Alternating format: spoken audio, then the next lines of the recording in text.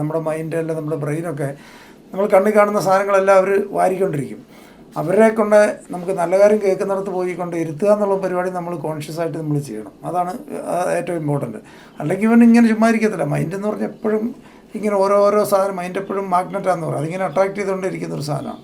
അപ്പോൾ അതിനെ പോസിറ്റീവായിട്ടുള്ള കാര്യങ്ങളിൽ നമ്മൾ സോഫ്റ്റ്വെയർ ചെയ്യണം നമ്മൾ തീരുമാനിച്ച്. അല്ലെ ആരെങ്കിലും കയറി സോഫ്റ്റ്വെയർ ചെയ്യും, സോഫ്റ്റ്വെയർ ചെയ്യാതിരിക്കത്തില്ല. അല്ലെ ആരെങ്കിലും രാഷ്ട്രീയക്കാരോ അല്ലെ ഏതെങ്കിലും നമ്മളിന്ന് ഇഷ്ടംപോലെ ജങ്ക് വാർത്തകൾ അവൈലബിളാണ്. രാവിലെ ടി വി ഒക്കെ ഓൺ ചെയ്യാൻ നമുക്ക് പേടിയാണ്. രാവിലെ എവിടെ നിന്നാണ് ഇതുപോലത്തെ വാർത്തകൾ കൊണ്ട് വരുന്നതെന്നുള്ളതാണ് നമ്മൾ ചിന്തിച്ചു പോകുന്നത്. അതിൻ്റെ അർത്ഥം ഇവിടെ ഈ നെഗറ്റീവ് വാർത്ത നമ്മളിപ്പോൾ തോന്നുന്നു ടി വി തുറക്കാൻ പറ്റിയില്ല, മൊബൈൽ എടുത്തു കഴിഞ്ഞാൽ ഈ വാർത്തകളാണ് കേൾക്കുന്നതെന്ന് പലപ്പോഴും പല ആൾക്കാർക്കും തോന്നാറുണ്ട്. അതിൻ്റെ അർത്ഥം ഈ വാർത്തകളും അതുപോലത്തെ വാർത്തകൾ മാത്രമേ ഇവിടെ സംഭവിക്കുന്നുള്ളൂ അല്ല, നല്ല വാർത്തകൾ ഇഷ്ടംപോലെ നാട്ടിൽ നടക്കുന്നുണ്ട്. പക്ഷേ ഇതൊന്നും അവരാരും കവർ ചെയ്യത്തില്ല. കാരണം അവരെ സംബന്ധിച്ച് ന്യൂസ് വാല്യൂ ഉണ്ടാകുന്നത് നെഗറ്റീവ് വാർത്ത കവർ ചെയ്താൽ മാത്രമേ ഉള്ളൂ. നെഗറ്റീവ് വാർത്തയോട് മനുഷ്യന് നമ്മളറിയാതെ നെഗറ്റീവിനോട് നമുക്കൊരു അട്രാക്ഷനുണ്ട്.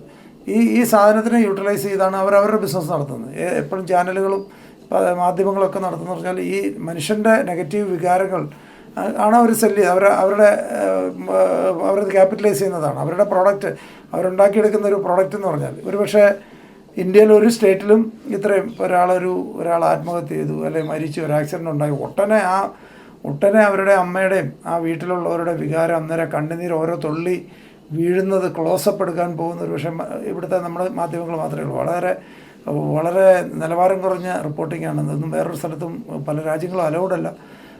ഇതൊന്നും നമ്മുടെ ഇവിടുന്ന് യാതൊരു നിയന്ത്രണങ്ങളും ഇല്ലാതെ പോകുന്ന സാധനങ്ങളാണ്. ഇത് മുഴുവൻ നമ്മൾ കണ്ടിട്ട് അവരുടെ ഒരു കരയാൻ പോലും ഫ്രീഡം, അതായത് ഏറ്റവും ക്ലോസ് ആയിട്ടുള്ള ആൾക്കാർ മരിച്ചാലൊന്ന് കരയാൻ പോലുള്ള ഫ്രീഡം പോലും, അതിന് പോലും ഒരു പ്രൈവസി കൊടുക്കില്ലാത്ത ഒരു ഇതാണ്. മറ്റ് പല രാജ്യങ്ങളിലും ഒരു മരണം ഉണ്ടായാൽ തന്നെ അവരുടെ ആ ഡെഡ് ബോഡി അവരുടെ ക്ലോസ് റിലേറ്റീവ്സിന് വേണ്ടി ടോട്ടലി സെപ്പറേറ്റ് ആയിട്ടൊരു മുറിയിൽ കൊടുക്കും. അവരുടെ ഏറ്റവും ഒരു ക്ലോസ് ആയിട്ടുള്ള ആൾക്കാർ മാത്രം ഒരു പേഴ്സണൽ ടൈമാണത്. അവിടെ കയറി വേറെ ആരും കയറി ഇടപെടുകയല്ല.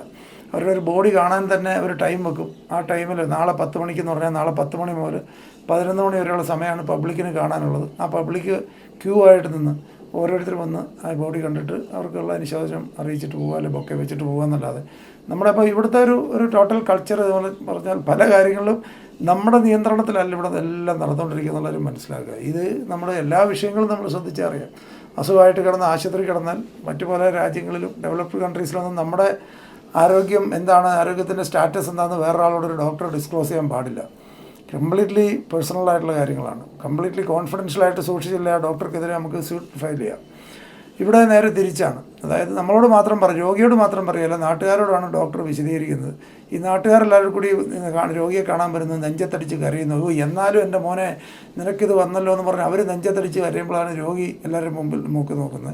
കാരണം നാട്ടുകാർ മുഴുവനും അറിഞ്ഞു കാരണം നമ്മുടെ ഹെൽത്തിൻ്റെ സ്റ്റാറ്റസ് എന്താണെന്നുള്ള കാര്യം നമ്മുടെ ബാങ്കിലെ അക്കൗണ്ടിലെ ഡീറ്റെയിൽസ് വേറൊരാളോട് ഷെയർ ചെയ്യുന്ന പോലെ അത്രയും ഗുരുതരമായ ഒരു ബാങ്കിലിരിക്കുന്ന ഒരാൾ നമ്മുടെ ബാങ്ക് ഡീറ്റെയിൽസ് ബാങ്കിലെ ബാലൻസൊക്കെ പോയി വേറൊരാൾ പോയി ചോദിച്ചു കഴിഞ്ഞാൽ പറഞ്ഞു കൊടുക്കുന്നതിനേക്കാളും ഗുരുതരമായ കുറ്റമാണ് നമ്മുടെ ഒരു ആരോഗ്യത്തിനെക്കുറിച്ചോ ഹെൽത്തിനെക്കുറിച്ചും വേറൊരാളോട് ഡിസ്കസ്. നമുക്ക് താല്പര്യമുണ്ടല്ലോ നമ്മൾ ഡിസ്കസ് ചെയ്യേണ്ടത്. നമ്മുടെ കംപ്ലീറ്റ്ലി നമ്മുടെ ഡിസിഷനകത്തുള്ള ഒരു സാധനമാണ്. പക്ഷേ ഇതൊന്നും നമ്മുടെ നാട്ടിൽ ഇതിനൊന്നും യാതൊരു നിയന്ത്രണങ്ങളോ യാതൊരു സാധനങ്ങളോ ഇല്ല. അപ്പോൾ എപ്പോഴും നമ്മൾ അറിയേണ്ടത് നമ്മളെക്കുറിച്ച് നമ്മൾ കൃത്യമായ ബോധവാനായിരിക്കണം.